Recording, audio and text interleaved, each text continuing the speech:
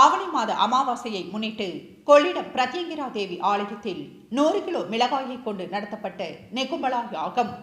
ஏராளமான பக்தர்கள் பங்கேற்று வழிபாடு செய்தனர்.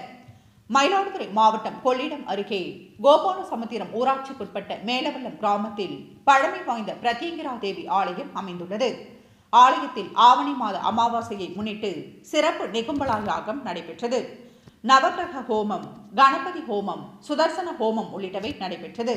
தொடர்ந்து பக்தர்கள் அளித்த 100 கிலோ மிளகாயை யாகத்தில் இட்டு வேத விற்பனர்கள் மந்திரம் போத நெகும்பலா யாகம் நடைபெற்றது.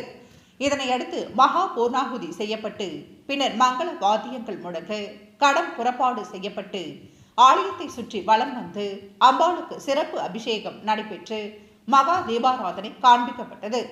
இதில் ஏராளமான பக்தர்கள் பங்கேற்று சுவாமி தரிசனம் செய்தனர்.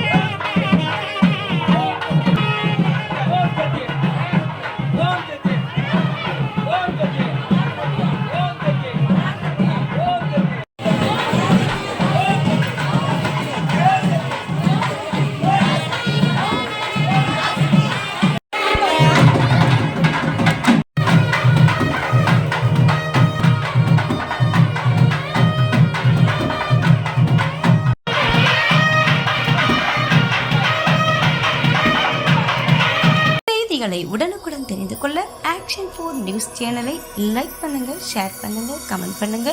கூடவே பெல் பட்டனை அழுத்தி சப்ஸ்கிரைப் பண்ணுங்க.